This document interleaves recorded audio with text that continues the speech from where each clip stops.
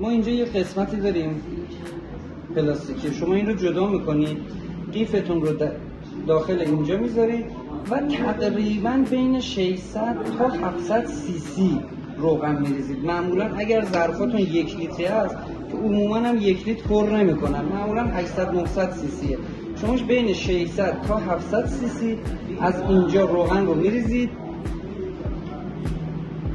و مخزنی که روغن میاد جمع میشه این قسمته، توی این مدل چرخ میاد داخل این مخزن جمع میشه.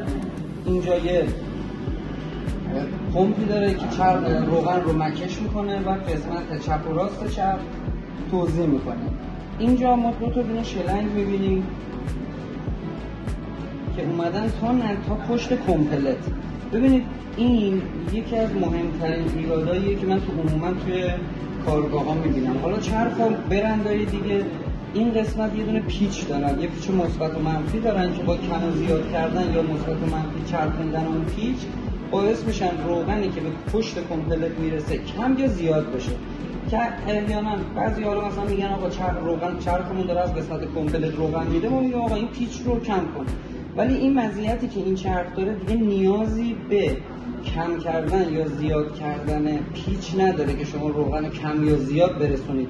این خودش به صورت اتوماتیک اندازه اون به مقداری که خود اون کمپلت نیاز داره به روغن کاری و قیچی، یکی از شلنگ‌ها برای قیچی عملکرد قیچیه، یکیش برای کمپلته که میاد به کمپلت روغن میرسونه که بر اثر حرکت مداوم کمپلت داغ نکنه که مرتب شما بگید آقا نخ داره پاره میکنه. ما چرخمون تنظیم دوختش خوبه ولی تون داره پاره میکنه.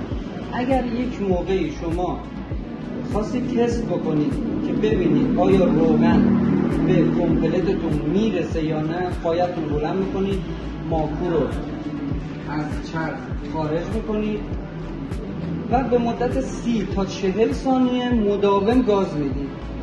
بعد به محض اینکه استوب کردید دستتون رو به کمپلت میزنید. اگر دیدین کمپلتتون از یه حدی بیشتر داغ شده، این معنیش اینه که روغن به کمپلت شما نمیرسه و این باعث میشه که شما مرتب نخ پاره کنید و اگر همین رو ادامه بدید باعث میشه که کمپلتتون بسوزه. پس این خیلی مطلب مهمیه.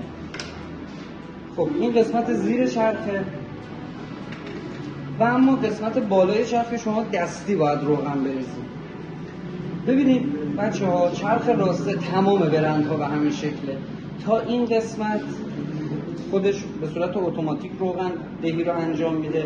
از این قسمت که ما شیطونک رو داریم، میل سوزن رو داریم، میل پایه داریم، فنر پایه رو داریم. این قسمت رو شما باید دستی روغن بریزید. بابت این هم چند جا شما ببینید 1 2 3 4 جا براشون یه محفظه پلاستیکی تعبیه شده که اگه شما اینا رو خارج بکنید میبینید که این قسمت زیرش خالیه.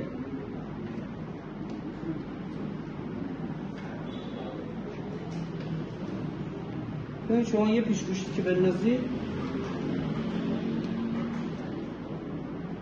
از این قسمت، ببینید اینا رو من حالا کامل در بیارم که شما هم ببینید. اینجا برای پیچ شیطونکه، این قسمت مال گام دوخته قلوه‌ای چرخه، این قسمت مال میله شفتیه که اومده، این قسمت برای میله سوزنه. شما این قسمت ها رو هفته 1 بار یا حالا میگم متناسب به تعداد دوختی که دارید انجام میدید 2 بار، 5 قطره 6 قطره با این مخزن‌های کوچیک روغن هستش، کوچیک هم هست، شما این قسمت رو روغن بریزید. این باعث میشه چرختون همیشه نرم کار کنه. ببینید من بازم میگم این چرخ‌ها تمام چرخ‌های راسته از این قسمت بستن و این قسمت رو خودتون باید روغن بریزید. اینجوری نیستش که به این قسمت هم روغن برسونه. اینو شما باید دستی بهش روغن اضافه بکنید. این تمام توضیحاتیه که ما در رابطه با نگهداری چرخ از بابت روغن ریزیه. دومیش هم که من توضیح دادم خدمتتون، این 2 تا پیچ صفحه رو باز میکنید، صفحه جدا میشه، یه پمپ باد که اینجا شما بگیرید مشکلتون حل میشه و انشالله به مشکل نمیخورید.